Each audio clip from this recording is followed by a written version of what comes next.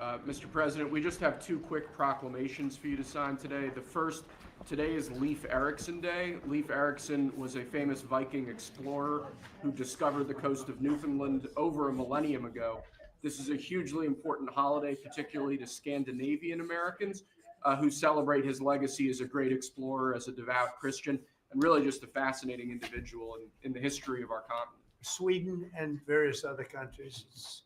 We have a lot of people from Sweden, a lot of Scandinavians. This is very important for Scandinavians, and it's a great honor. Okay, and now you have another one that's, This is like I think, very non-controversial, frankly, but some people would say it's controversial. Go ahead. This is like Explorer Day for you, sir. Today we have your Columbus Day proclamation for Monday, which we're signing a bit early. Christopher Columbus, obviously, discovered the New World in 1492. He was a great Italian explorer. He sailed his three ships, the Nina, the Pinta, and the Santa Maria, across the Atlantic Ocean and landed in what's today the Caribbean. But this is a particularly important holiday for Italian Americans who celebrate the legacy of Christopher Columbus and the innovation and explorer zeal that he represented. In other words, we're calling it Columbus Day. Okay. Yes.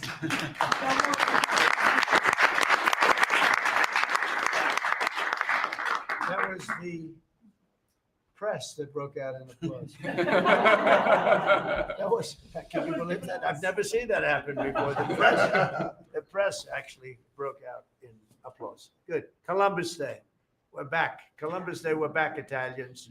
Okay. We love the Italians. Okay. Thank you, Mr. Thank you. Great. Thank you very much. Have a good one, sir. So we covered Scandinavia and Italy. Not bad. Now for the rest of the world. So I want to thank everybody for being here. As you know, last night we reached a momentous breakthrough in the Middle East, something that people said was never going to be done. We ended the war in Gaza and really, on a much bigger basis, created peace. And I think it's going to be a lasting peace, hopefully an everlasting peace. Peace in the Middle East. We secured the release of all of the remaining hostages, and they should be released on Monday or Tuesday. Getting them is a complicated process. I'd rather not tell you what they have to do to get them. There are places you don't want to be, but we are getting the hostages back on Tuesday, Monday or Tuesday, and that'll be a day of joy. I'm going to try and make a trip over. We're going to try and get over there, and we're working on the timing, the exact timing. We're going to go to Egypt, where we'll have a signing, an additional signing. We've already had a signing representing me, but we're going to have an official signing. And the amazing thing is all of the countries over there, from Qatar to Saudi Arabia to UAE to all of them, I mean, the rich ones, the less than rich ones, they've all come together, something which is amazing, actually. They've all come together for this, and they're really probably the best relationships they've ever had. So it's been really something incredible that nobody thought it was possible to get it done. And very importantly, the hostages are coming back. As you know, they consider them hostages. They talk about them as hostages, but there are approximately 28 dead people, mostly young, mostly men, but and boys. I mean, boys. The one woman talked about her baby. Her baby's 25 years old, but you know, to her, it's her baby, and we're bringing them home. We're getting them to, getting everything, and to those parents, the dead young man is just as important, as though this person were alive. It's amazing. I've never seen anything quite like it. I've been very much involved. I've never seen anything quite like it. But it's really peace in the Middle East. And you remember October 7th was terrible, but also from the Hamas standpoint, they probably lost 70,000 people. That's big retribution. That's big retribution. But at some point, that whole thing has to stop, and we're going to see to it. Gaza is going to be slowly redone. You have tremendous wealth in that part of the world by certain countries, and just a small part of that, what they make will do wonders for Gaza. And I think you're going to see some tremendous countries stepping up and putting up a lot of money and taking care of things. But there's tremendous spirit like I haven't seen. And even the news, I won't call it fake news for this purpose because they really were very fair today, I must tell you, in all cases. But they covered it very well. They covered it very fairly. Everybody loves it. Everybody. People that were never giving us a fair shake, frankly, they can't even believe it. They're so they're amazed by it. A lot of people are. But it was just everything came together. I think the attack was very important on Iran because let's say that didn't happen, they'd probably by now have a nuclear weapon, numerous nuclear weapons. And therefore, even if we signed a deal, there'd be a big dark cloud over it and it wouldn't be the same thing. So Iran's different, but Iran wants to work on peace now. They've informed us and they've acknowledged that they're totally in favor of this deal. They think it's a great thing. So we appreciate that. And we'll work with Iran. As you know, we have major sanctions on Iran and lots of other things. We'd like to see them be able to rebuild their country too, but they can't have a nuclear weapon.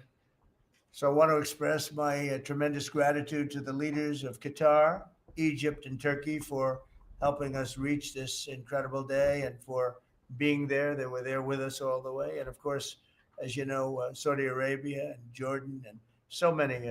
I will tell you, President Erdogan was personally involved in dealing with Hamas and some of the others. He's been great. They've all been really amazing. Indonesia's been amazing. Indonesia's been fantastic. The whole world has come together for this. People that didn't get along, people that didn't like each other, neighboring countries that frankly didn't like each other, but now it's just this moment in time. So we look forward to welcoming the hostages like you can't believe home to their families, and that'll take place early next week. We hope Monday or Tuesday. And all Americans should be proud of the role that our country has played in bringing this terrible conflict to an end. And I want to thank, some of the people, JD, you were fantastic. And Pete, you were great. Marco was fantastic. Some of you were very much involved. I'm looking around. So indirectly, I think almost everybody in this room was involved. Susie, I want to thank you very much. You were incredible. You've done an incredible job. So, and yes, John, what you've done was invaluable. CIA, John Radcliffe, and he's done an incredible job. So I want to thank you all. And if I'm missing anybody, I apologize, but you've been amazing. And then you have Steve Witkoff, who worked so hard. And you remember we settled 7, this is number 8. We settled 7 wars or major conflicts, but wars. And this is number 8. And the one that I thought would be maybe the quickest of all would be Russia, Ukraine. And I think that's going to happen too. But in the meantime, they're losing about 7,000 people a week. And that seems pretty bad. They're losing mostly soldiers, young soldiers. They go out to war and they're getting killed. And while it doesn't affect us in a lot of ways, we've got a big ocean in between. You don't want to see that happen. It was a big mistake. That war should have never happened. It would have never happened if I were president. So we're here this morning for a cabinet meeting as my administration continues to deliver for the American people, despite the radical left lunatics that shut down our government. You have Democrats that they've lost their way. They have no leadership. We don't even know who to deal with over there. At least they know who to deal with. We have no idea who we're dealing with over there. It's like they have no idea what they're doing. Republicans have voted repeatedly to pass a clean, nonpartisan bill to reopen government at the same funding levels. We're not going to do anything only good for healthcare. We're really, I think, become the party of good healthcare. And they keep using healthcare as a cudgel. They want to try and get everyone thinking about healthcare. We're the ones that are saving healthcare. In fact, one of the things we're doing is we're going to be reducing the cost of medicines by 100%, 200, 300, 500%, and even more than that, because as you know, we're in the process of favored nations right now. We've exercised a clause because we were subsidizing the entire world. The entire world pays a fraction of what the United States has been paying. And we've already numerous Pfizer and other companies have already signed, and other countries are a bigger problem because they've been getting a subsidized rate. We've been paying for years. This has gone on for 30 years. We've been reducing the rate of drugs for other countries because we've been paying much more than we're supposed to. And they used all sorts of ideas like research and development. I said, what about Germany? What about these other countries? Aren't they paying? No, we have to pay research and development. It was all nonsense. And I couldn't listen to it anymore. So it's a very radical, big, tough shift. Very tough. We got a lot of things going on there. But, and you probably heard me say this in my first term. I think it was my third year. We reduced drugs from the beginning of the year to the end of the year. And I was so proud of it. I actually had a news conference to announce it, and it was 1/8 of 1%. Think of that, which barely a reduction. But it's the first time in 28 years that there was a reduction in drug prices for the year. So from the beginning to the end, it was 1/8 of 1%. And I was so proud of myself. I did something that nobody else could do.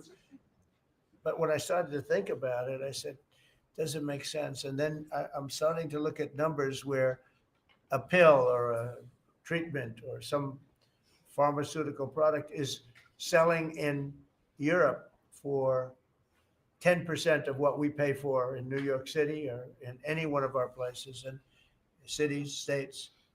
And then I see people leaving for other countries to go buy their pharmaceuticals, where they make journeys to various other countries, including Europe, where they got the best bargains of all. And I put an end to it. It's over.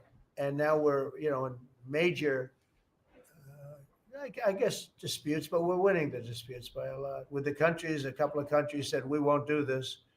I said, well, it's unfair that we're paying 10% and, you're paying just a fraction of what we're paying for the same product made in the same plant. And they said, well, we're not going to do it. I said, that's okay. You don't have to do it. But I'm going to put a tariff of 9% or 7% or whatever the amount of money is. And I'm going to put a tariff on your country for the amount of money that you're taking advantage of us for. No, you guys said, yeah, I can do that. I'm going to do that. And they would immediately agree. And I'd make the tariff substantially more than the number we're talking about. And they would immediately agree. So we have the consent, I think, Bobby, of every country, essentially. They know that if they don't do it, we're going to put a tariff on for double the price, and then they're going to do it. So we never had that before. You never had anybody in here that knew what the hell they were doing, I'll be honest. It really makes me angry. Because for years and years, and this started many years ago, and basically we subsidize the world. So this is going to have a huge positive impact on Medicare, Medicaid, even Social Security. But anything where there's pharmaceuticals, drugs involved, it's going to have a tremendous impact. So we're going to get drug reductions of 100%. I told you 1/8 of 1% that I was proud of myself. Now you're going to get 100%, 150%, 200, 300, 400, 500%. You're going to get the biggest drug reductions that you've ever seen. And they're already, I guess they're starting to kick in, but we've made deals with numerous companies we're going for the full board. We want whatever the price is. So that would mean that the world price, because the world is bigger than the United States, a lot more people, but the world price will go up a little bit and our price will come down a lot. So if a pill sells for $10 in London and $100 here, the pill will go to $20 in London and $20 for us. It's pretty simple. And that is a number that nobody can even fathom. It's a little like tariffs. Nobody knew how big they were. Nobody knew until they started seeing the trillions of dollars that have come in. I don't know why they didn't understand it. It's something they should have understood. We were taken advantage of for years with tariffs. And now, I don't want to say we're taking advantage, but we've become a very strong country because of the money that's coming in. Republicans have voted repeatedly to pass a clean, nonpartisan bill to reopen our government. And remember, at the same funding levels, both parties have supported in the past. So The radical Democrats have chosen to put the economy of our country. We have the best economy we've ever had. We had the best economy in my first term, but we have an economy that's blowing it away. And we have the Democrats that are trying to obstruct. They don't want to have a good economy. I don't think they want to have a good country. That's why they try and stop our law enforcement from doing what we did in Washington, D.C. Washington, D.C., we have a great, safe, beautiful capital right now. Beautiful. It's so safe. You can walk down the street. Numerous people standing before me were mugged. And you're not going to get mugged anymore. We have a safe capital, one of the safest. We took it from one of the most unsafe places to one of the most safe places in the country. And we also beautified it, and we're in the process of doing even more so. So we're very proud of our capital. Again, we were embarrassed by our capital. A lot of people being killed that come from Iowa, Indiana, Florida, that come up, and they end up getting shot. They're not getting shot. We moved out 1,700 people approximately, right? Approximately 1,700 hardened criminals, career criminals. They moved them out. So Chuck Schumer and Hakeem Jeffries and the congressional Democrats are holding the entire federal government hostage. I will tell you, a lot of Democrats want to get this thing open too. They do. They're calling us, and they just want to get it open. And all we're doing is saying, just play the same thing until we get it straight. And they don't know how to go about it. I mean, and the problem is we really don't know who the hell is leading the Democrats. You have this AOC. I don't know her at all, but I watched her the other day. She said, well, if they want, they could come to my office. That's not leadership, you know. The only one that challenged her actually was Nancy Pelosi, and Nancy's not looking too good. I don't know what happened to Nancy, but she's not looking great. But she was the only one. I give her credit. She was the only one that challenged her. But AOC said that they can come to her office and negotiate, the Republicans. And we're saying, oh, I didn't know she was in leadership. But she's taking Hakeem Jeffries' place, and Schumer's afraid that she's going to run against him. And right now, I don't know. It can change. Life is crazy, right? But right now, he can't beat. I don't think he can beat anybody. So he'll lose in a primary. I would say he'll retire before he loses in a primary. So I think Schumer's going to retire because he can't beat anybody. His polls are so bad. Meanwhile, the Democrat shutdown is causing pain and suffering for hardworking Americans, including our military, our air traffic controllers, and impoverished mothers, people with young children, people that have to live not the greatest of lives.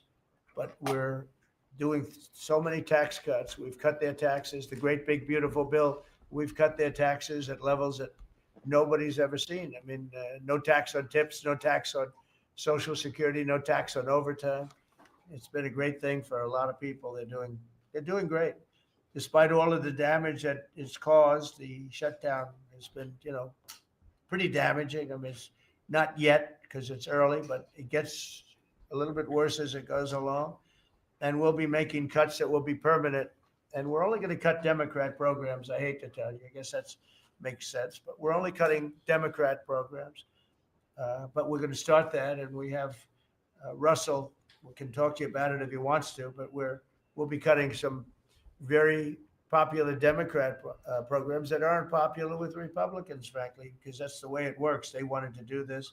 So we'll give them a little taste of their own medicine. But Chuck Schumer proclaimed this morning that every day gets better for them. No, every day it's actually getting worse for them. And they're having a rebellion in the Democrat Party because they want to stop. And if you saw all of Schumer's, I watched last night like 10 different times over the years, he said, you can't shut down government, you can't shut down. And now he's the one that shut it down. So this is a confession that he's acting not to serve the people, but to serve the partisan interests of his party. And I don't think he's serving them well because they're way down. Look, they just lost an election in a landslide. It was interesting. I watched Kamala. It was a sad figure. I watched her the other day saying the election was very close. I said, no, the election was a landslide. We won the popular vote by millions. We won the electoral college by, I think, 312 or 315 to 220 something. But there's another one that we won that's why when you see the maps are completely red. It's counties. The counties, we won at 2,505 to 525. So 2,500 to 525.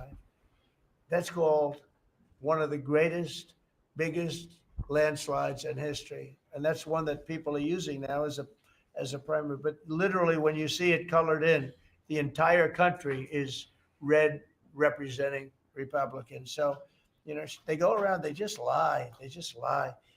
And everything's a big lie with them. Well, the other side, and the other thing I don't understand is, Christie, I looked at crime numbers in Chicago. They're through the roof. And I have a governor stands up every day and tells us how wonderful Chicago is. Just a lie.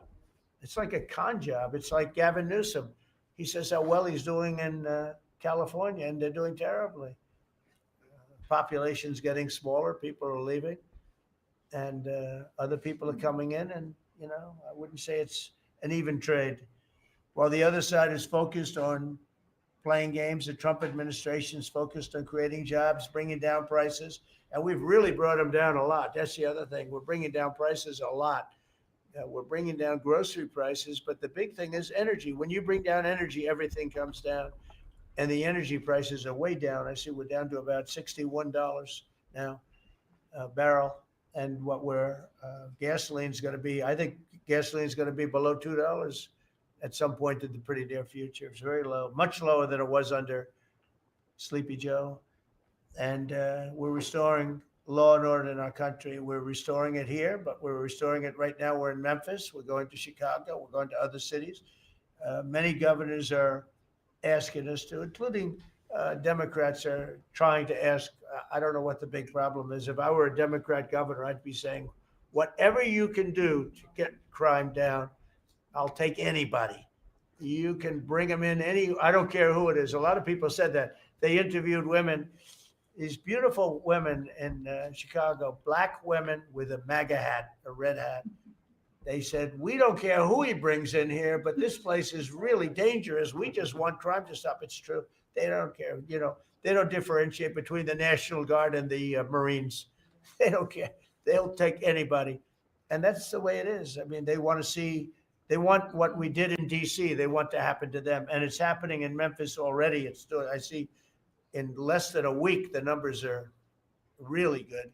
And it'll be great. And it will fix that. We'll go to various other places. And we're going to be stopping crime in our cities.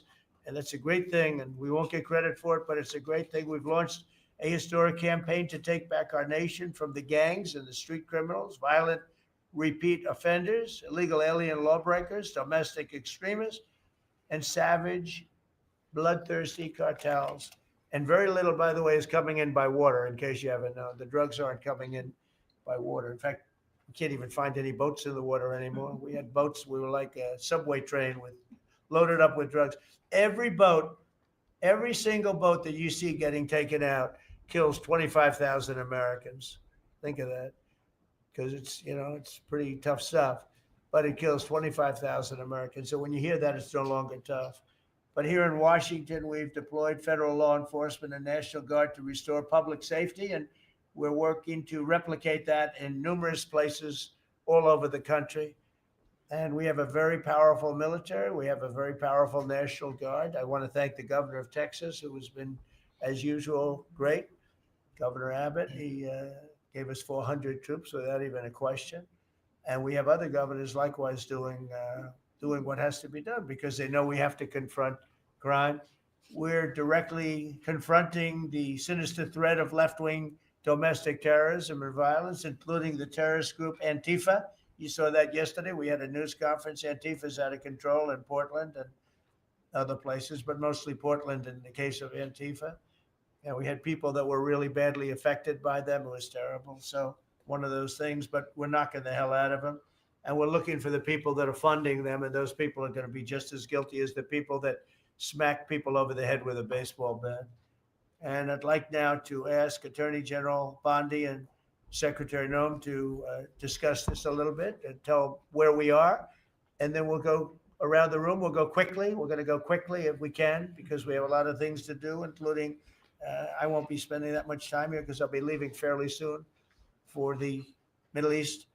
And I'm very honored to be involved with that. I'll tell you, it's a great thing for our country. People are so happy about it. I've never experienced anything quite like it. I've never seen such universal praise for being able to do something. No, it's something that nobody thought was possible, and we're going to end up having peace in the Middle East. Who would have thought?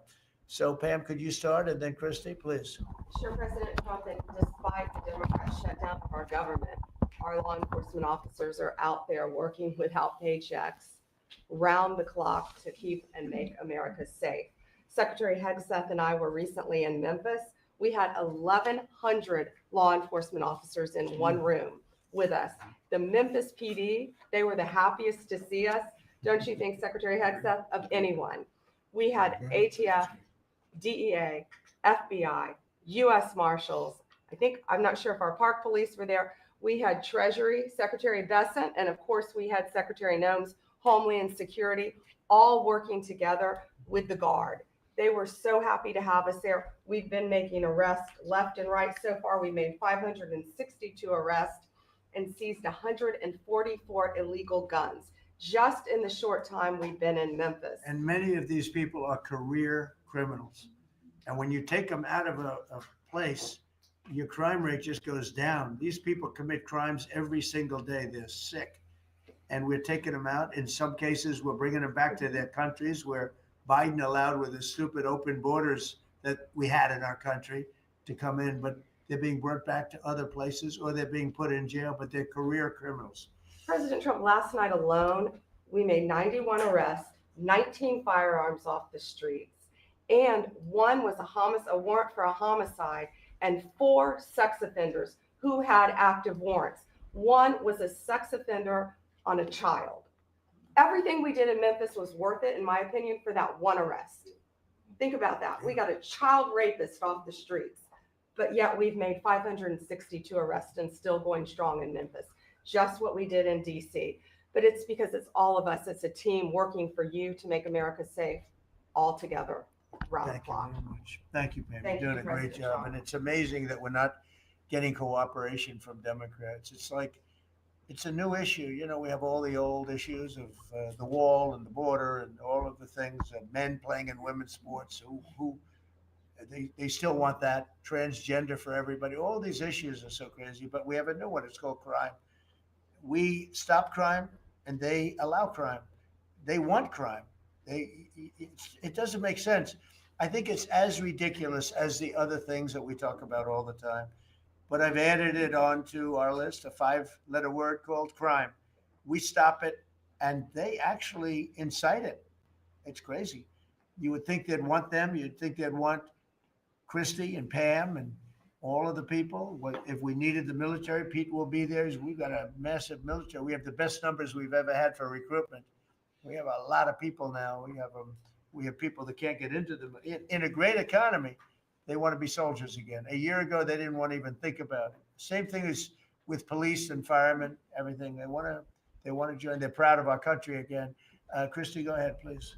Well, sir, thank you for your leadership and for deploying all of government to help us keep our country safe. You have talked extensively about how threatened our ICE officers are, but all of our law enforcement out there.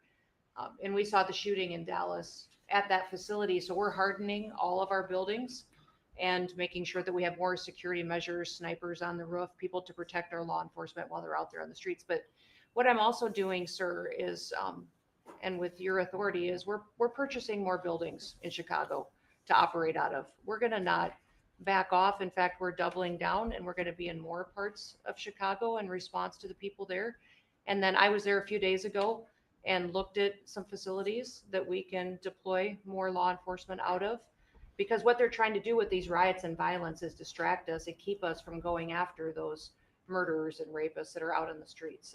And then I was in Portland, went out and back on Tuesday and met with the governor, met with the mayor, met with the chief of police and the superintendent of the highway patrol. They are all lying and disingenuous and dishonest people. Because as soon as you leave the room, then they make the exact opposite response. So we're looking at new facilities to purchase. They're in Portland too, and we're going to double down. And I told them if they didn't meet our demands for safety and security on the streets and work with us, then we were going to bring in more federal law enforcement. So I want to thank Pete and the Department of War for all their help. They've been fantastic. But while we fight litigation and work with Pam on that, we're going to send more of our resources and men and women out there to keep everybody safe. So no worries. What we see in DC and what we see in Memphis for benefits for people in the safety and security, we'll see that in Chicago and Portland. The numbers in Memphis, it's only a week, but the numbers have been amazing, I understand. That's exactly right. The crime numbers are way down. Fantastic. And it shows what a partnership can be between local law enforcement and the federal government. And if we have to do it the hard way in Portland and Chicago, we will. But the people demand the safety. My lawyers are in court right now as we speak for you, arguing in Chicago and Portland to keep them safe, to bring in the guard. The government doesn't want it there, but we do. We're going to keep their citizens safe. Thanks. The people want it. I don't understand the politics of it. I don't understand why a Pritzker is trying to protect people that are really bad. They're more scared of the anarchists that are on the street and the politics of it than they are of doing the right thing. I think they're afraid. Yeah, I think they're threatened. They don't tell us, but I think Pritzker's threatened by people. There's no other reason that this could be possible, that they don't want to have a safe Chicago.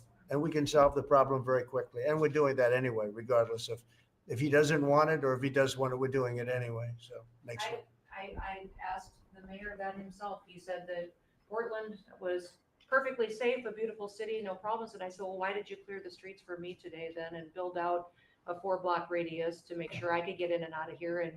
And these people on the street screaming death to ICE. There's graffiti that says Molotovs melt ICE. We have the guillotines. We're going to use them. The things that It's different. It's like anarchists. it is, it really You know, is. it's really different than a lot of the others. This is a sick situation, but those are anarchists. Those are people that want to overthrow government. They're really degenerates. And we're finding out who is supplying all of those beautiful signs and everything Well, else. Scott's been fantastic. His team finding the financial networks is great. That's what gives everybody. Scott will do that. That's easy for Scott. Right. We got a great team, sir. That's good. How about we go to Marco? You could talk a little bit about what's going on and Well, go ahead. yeah, Mr. President, I don't know if one day perhaps the entire story will be told about the events of yesterday, but suffice it to say, it's not an exaggeration that none of it would have been possible without the President of the United States being involved.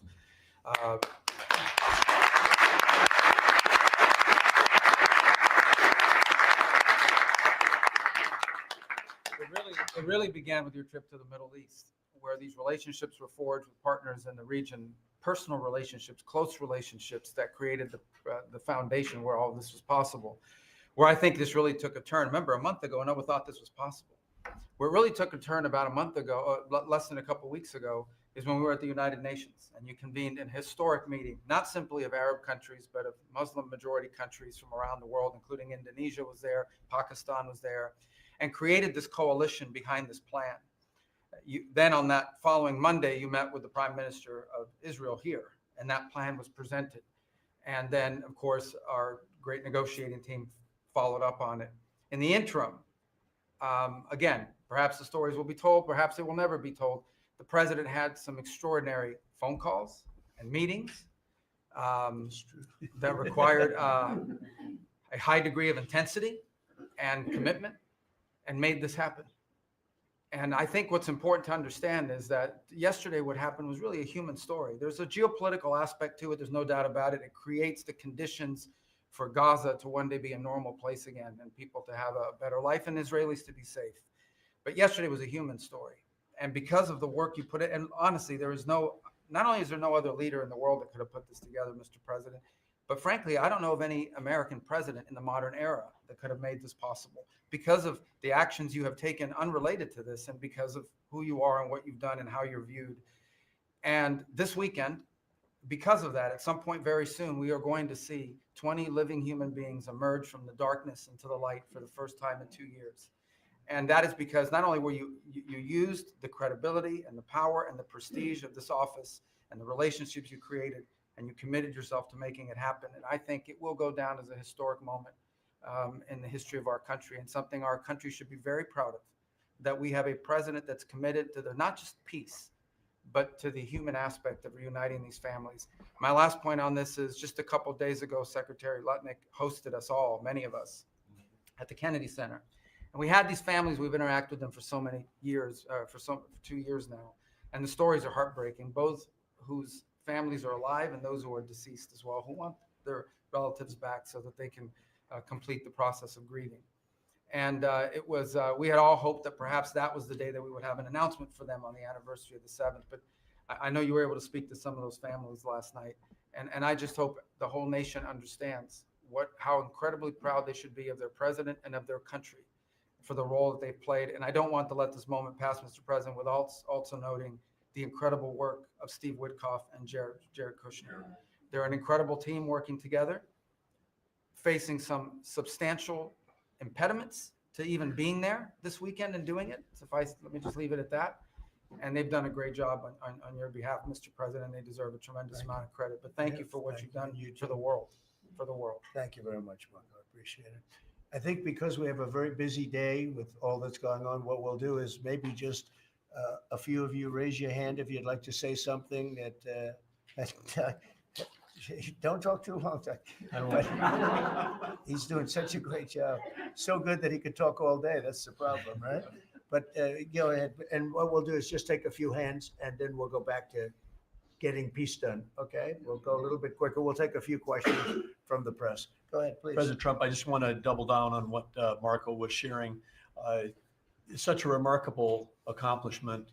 Agree that no other president could have done this, but what set the groundwork for you able to do that? When you took office on January 20th, you made a 180-degree turn in our military strength with Pete's leadership. You were the master class in peace through strength. So militarily, we've completely turned around. We've demonstrated that through execution against Iran and others, that we have force. We want to end wars, but we'll use power if we have to.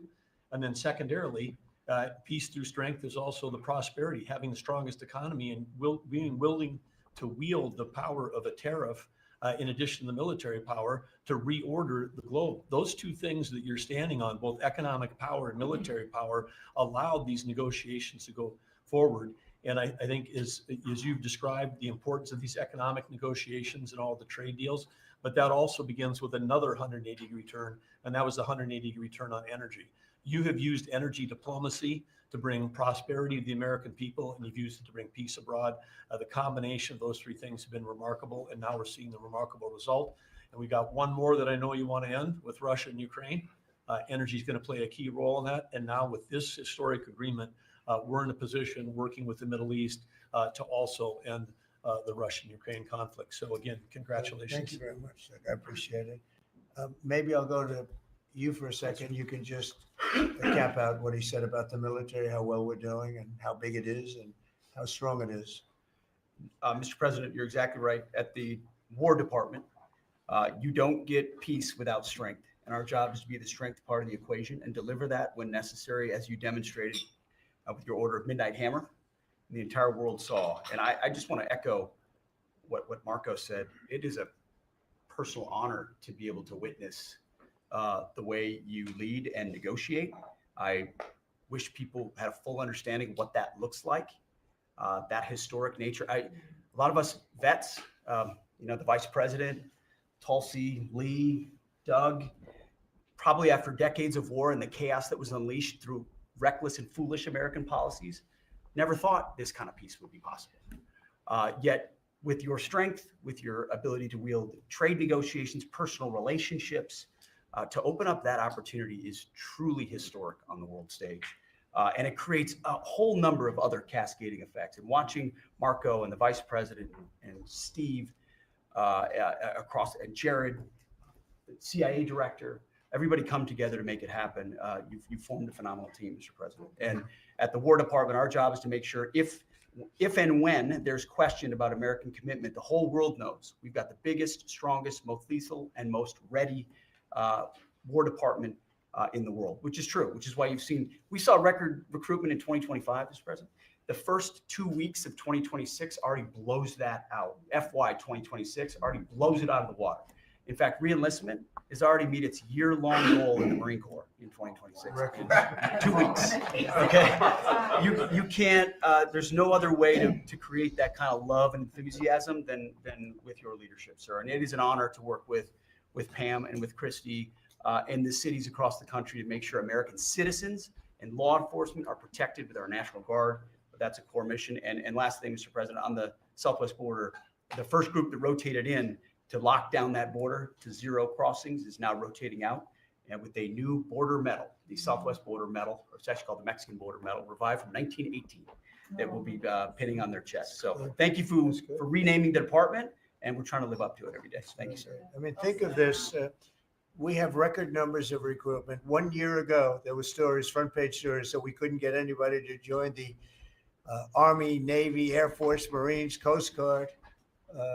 My beautiful, I call it our beautiful Space Force. I love our Space Force. It's turned out to be very important, but we couldn't get anybody to join. Nobody wanted to join, including our police and fire. They didn't want to join anything. Recruitment was embarrassed, so we couldn't get anybody. And now we're brimming. Now it's, and they're getting in based on merit now. A soldier's a soldier. They come in now based on merit, not based on woke stuff that anybody can qualify. You have to qualify for jobs. You have to qualify for certain types of jobs. And it's amazing. So we were embarrassed a year ago. Think of it, a little bit more than a year ago. I think it stopped on November 5th. I think it really started, this all started on November 5th, the election day. But now everybody wants to be in. We have an overabundance, and maybe we should raise it a little bit. I don't know. I like that idea, sir. But we could raise it. But we have so many people want to join, and they're proud of our country again. JD, could I ask you to say a few words? Yes, sir. So just a couple of things, Mr. President. First of all, congratulations on yesterday. It was a big day to Marco, to Susie, to the entire team. But in particular, viewing it from this perspective, where for months the fake news media attacked you, attacked the entire team, attacked your approach. You know, the definition of insanity is to do the same thing again and again, expecting a different result. The reason we're here is because the president actually charted a different course with a different team. He vested a lot of authority into Steve Witkoff in particular, and that's why we're here. It's because you did something different, and I think it's important to recognize that. I also think the president, you know, Marco mentioned the president's personal touch being a big part of this. You know, one thing I would say is obviously the president of the United States, a New York real estate billionaire, one of the most famous New Yorkers in the world, has a lot of interaction with a lot of people who are very pro-Israel. I think that was an important set of experiences and life experiences that he brought to the table. He also, of course, knew one of the most famous Palestinians in the world, Chuck Schumer. And I think without that background of knowledge, it would have been impossible to get us to this. Second thing I would say, just on Chuck Schumer, the president mentioned this, that Chuck Schumer said this has been very good for us this morning about the shutdown.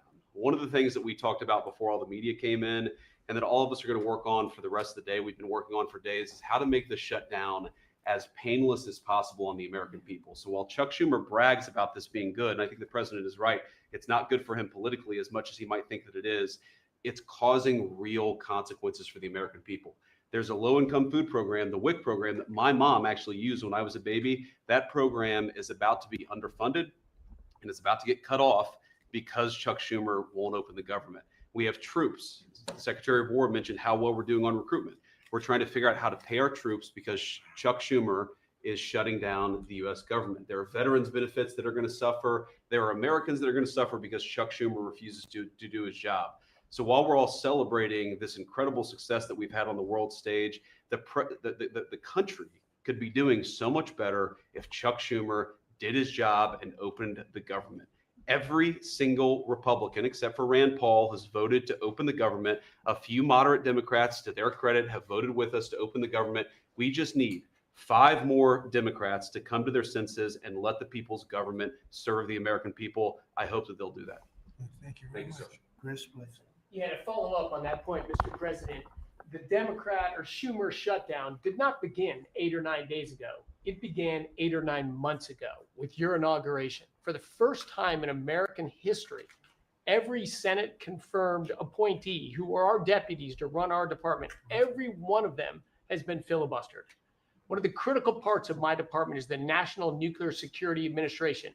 It maintains, manufactures our nuclear weapons and our engines for nuclear submarines and nuclear aircraft carriers. We are a key supplier to Secretary of War Pete Hegseth.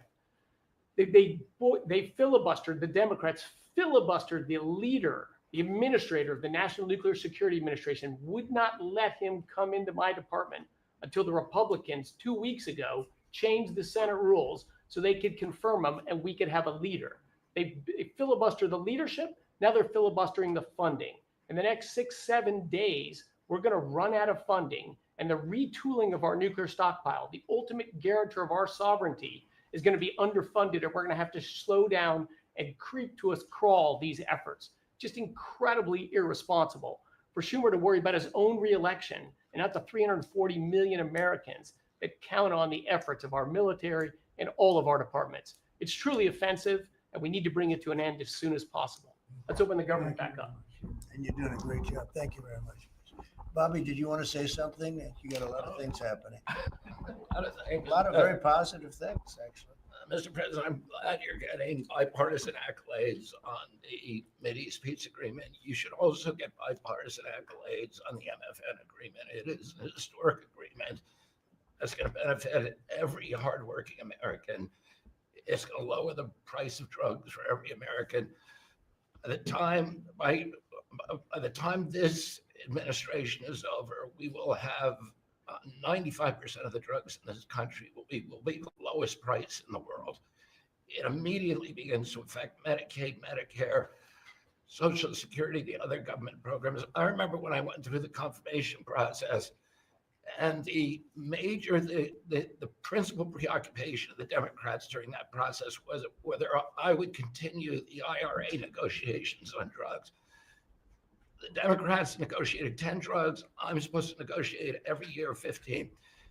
The 10 that they negotiated, they claimed to get a 22% reduction, but it was a lie. It was 22% under the list price, which was actually higher than the price we were getting. So Medicaid, Medicare ended up paying more for those drugs than they were paying beforehand. They only got a benefit on one drug. One was tied. 8 of them were lower.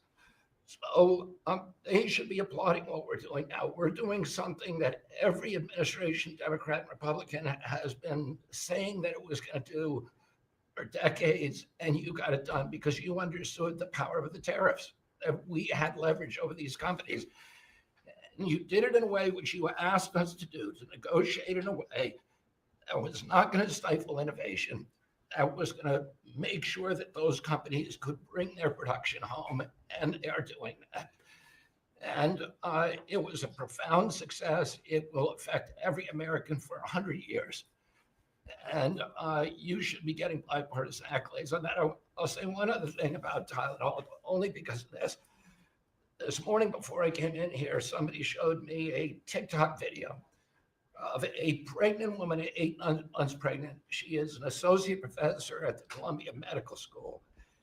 And she is saying F Trump and gobbling Tylenol with her baby in her placenta.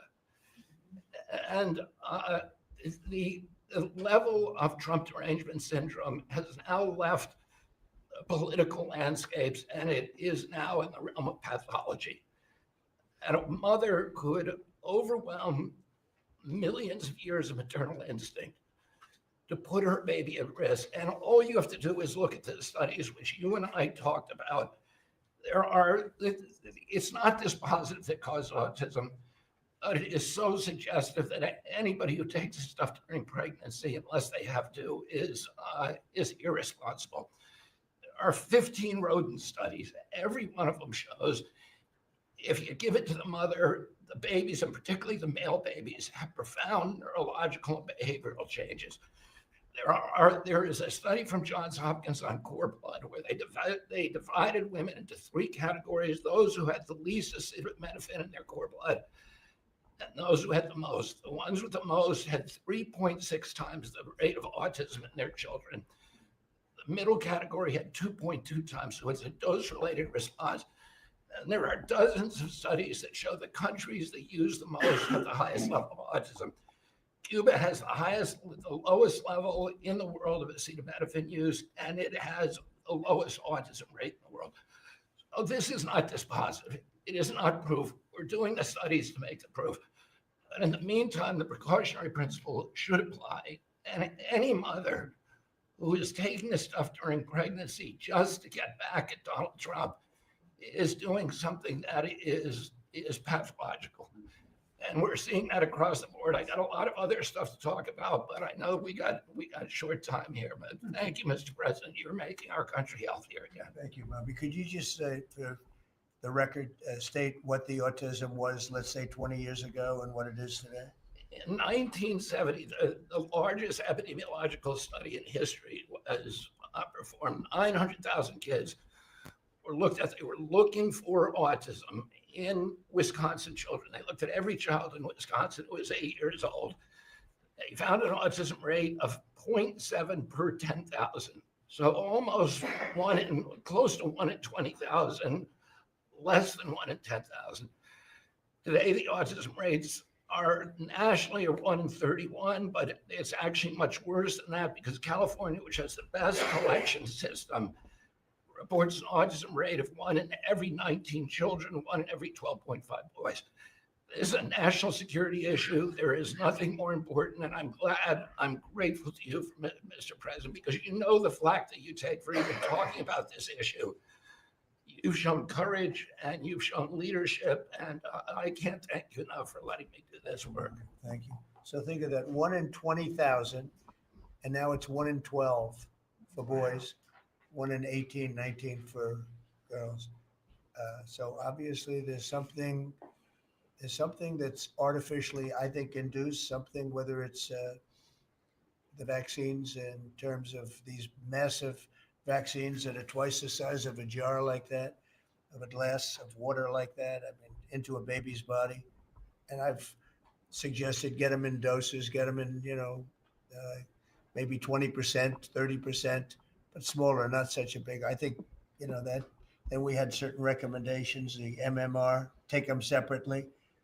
The measles is already separate now, and it works out much better. But there doesn't seem to be any impact if you take it separately. If you take it as a combination, it's not so great. And some other things. But I would say don't take Tylenol if you're pregnant. And when the baby is born, don't give it Tylenol. If you can avoid it at all, just don't give it Tylenol.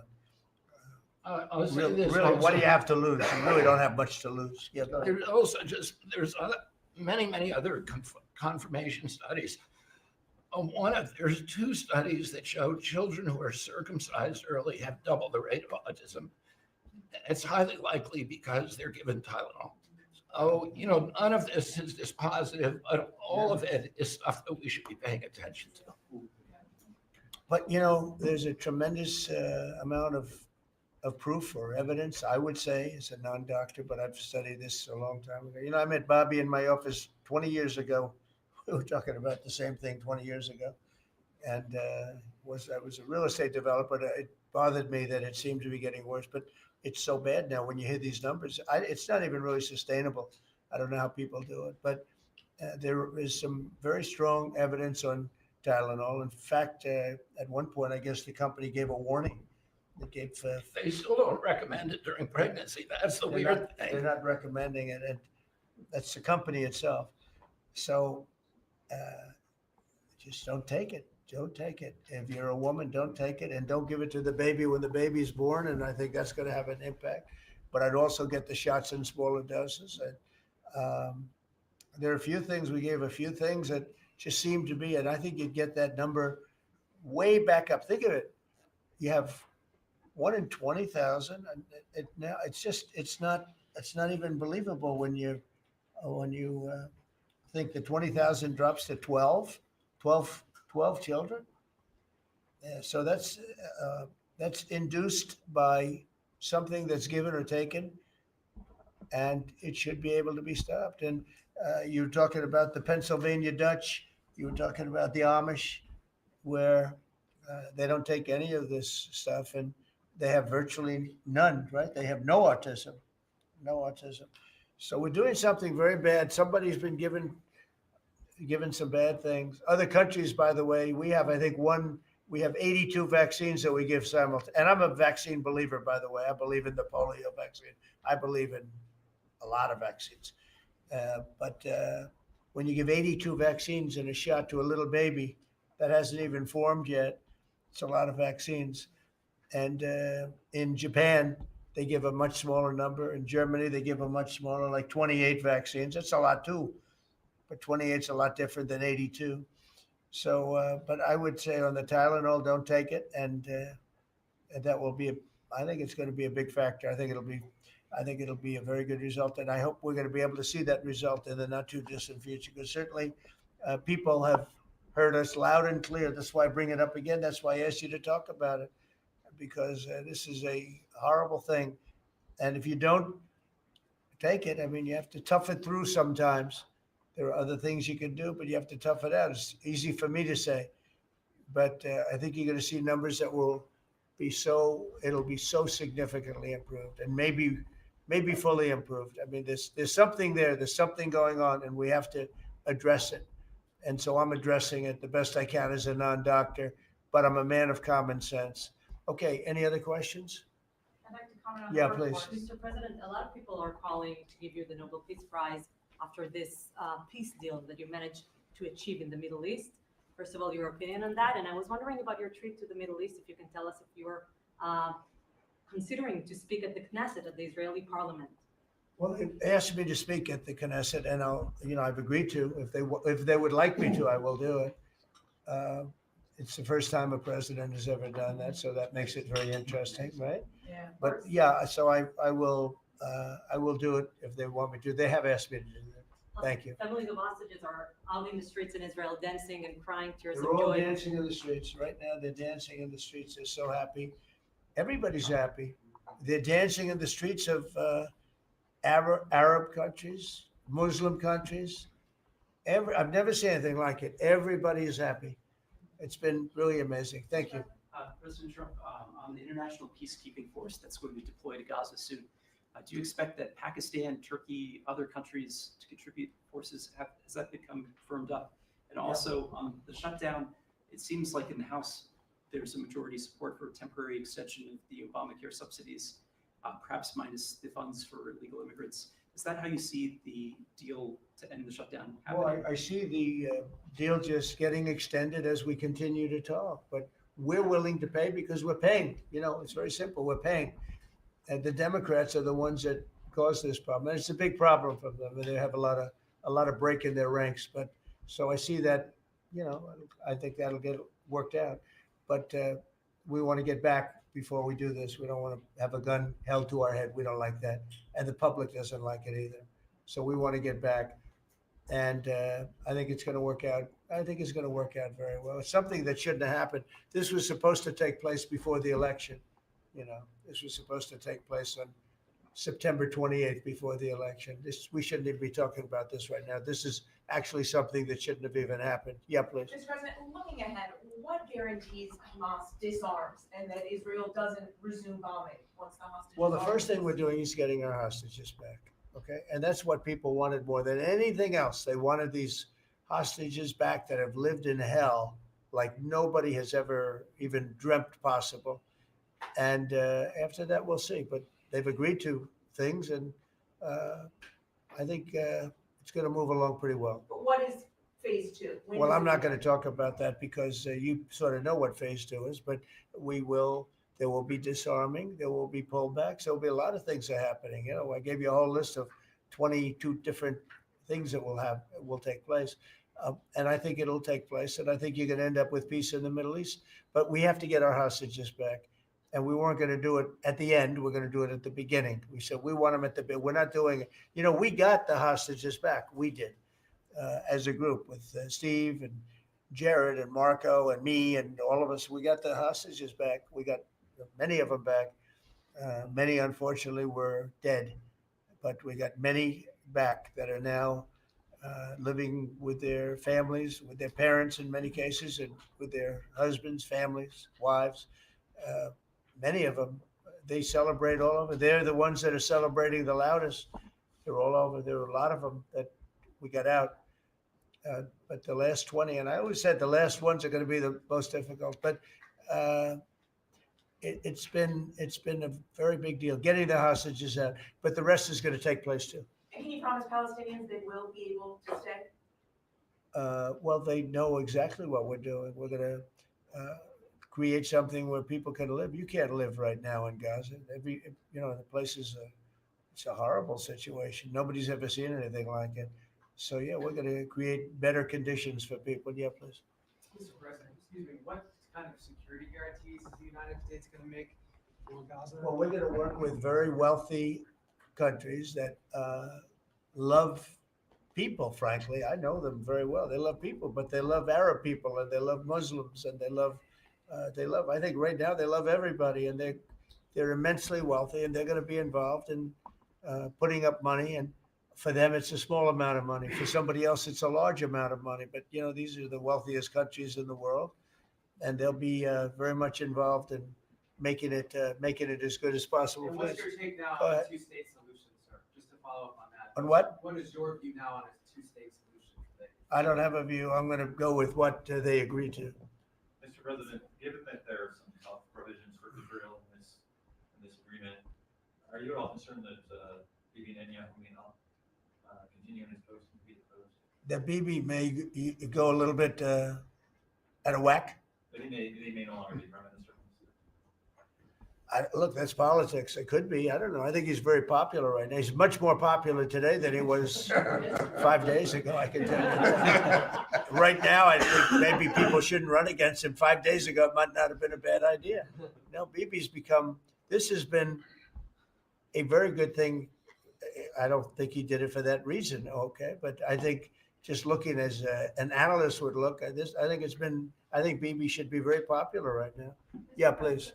What will happen if Hamas says that it cannot locate or was not able to find all of the deceased hostages' bodies within the time? Well, we'll have to see. I think that's going to be, it's largely been answered. We know where most of them are. Actually, the bodies are a bigger problem because some of the bodies are going to be a little bit hard to find. It's a terrible thing to discuss even, but yeah, we're all people. We're grown-ups. We understand life. Nobody can understand this stuff because this could have taken place. But we have the hostages for the most part, and so I don't think it's going to be overly big. The situation with the bodies, they say 28. Some are going to be a little bit hard to find, but we're going to do the best we can. Yeah, please, behind you. Yeah, behind you. Please. Thank you, sir. Regarding Jared Kushner's role in negotiations, can you explain a little bit about why he came on at the last minute? And then in regards to the WIC program that the Vice President mentioned, do you know when the funding that you promised through the tariff revenue will actually go through to communities? Because there's reports that WIC providers are actually starting to close down today. Well, okay, let me just answer the Jared. So Jared's a very smart guy. He did the Abraham Accords. As some people say, the Abraham Accords, which I love the way that sounds. But he did the Abraham Accords. It was a great thing. 4 big countries joined. If I were president, if the election would have been a correct election, which it wasn't, you'd have every country in there. Maybe even Iran would have been in there, frankly. But you'd have every country in. Now, by the way, that's going to be filled up rather quickly. People want to join the Abraham Accords. And I put Jared there because he's a very smart person, and he knows the region, knows the people, knows a lot of the players. And the combination of him and Steve Witkoff and Marco and Cooper, who as I hear has been fantastic, and others that were involved. JD was very much involved. I mean, we had a very smart group of people working. We had a lot of different players, different countries, and very diverse countries, very different from each other. They had certain things in common, but they had a lot of things, mostly things that were not at all common to their countries. So we had a very smart group of people. These are high IQ people. Okay, I talk about how many low IQ people we have in our government. We got some real low ones, but some shockingly low. But these are very high IQ people, and that's what we want. I like high IQ people. Yeah. Mr. President, thank you. Can I ask you about the China? You're meeting with President Xi. The Chinese have now set to put in new export controls on rare earth minerals, and they've stopped buying soybeans from the U.S. What do you hope to get out of that meeting now with President Xi? Well, we'll see. I mean, I just heard this a little while ago before we came in, so I haven't been briefed on it. The export. I mean, look, we have the ultimate export. We have import, and we have export. We import from China massive amounts, and maybe we'll have to stop doing that. But I don't know exactly what it is. Neither do you. Neither does anybody. It's a little bit soon. I just heard about it. So Scott and Howard will figure that out, and I'm sure we'll be able to handle it. Could I ask you about the soybeans? What is the plan to help farmers? Is it direct checks? Is it tax? Have you sorted that out? Well, what happens with soybeans is we're going to see more and more, I think, opening up. And part of the reason that we'll be he's got things that he wants to discuss with me, and I have things that I want to discuss with him. And one of the things is soybeans. I had a great deal with China where they would buy $50 billion worth of our farm product and manufacturing and other things, but farm product. And it was going along well. Then when the election turned out to be a rigged election and we had the wrong guy get in there, he didn't do anything about it. I used to call up President Xi every 2 weeks, or I'd call up people in China, say, you got to keep going. You're not buying the amount that you agreed to. And this went on for, ever since we signed the agreement. It was a great agreement. So they used to do 15 billion, and I got it up to 50 billion, 50. And it was great. Then when Biden got in, they just never adhered to the agreement, and nobody in Biden's group, as you can imagine, did anything about it. So it just sat there for 4 years, and they didn't adhere to the agreement. And we, it's hard to go back after 4 years of nobody calling them. But I used to call them every 2 weeks. I'd say, you're a little low, or I appreciate it. Oftentimes I'd say, thank you very much. You are totally adhering to the agreement. But we had an agreement. They would buy $50 billion worth of our product, mostly farm product. And remember I said to the farmers, buy larger tractors and more land. And that's exactly what happened. They did well. But we do suffer. I'd like you to discuss that maybe for a second, Brooke, very quickly, by the way. Yes.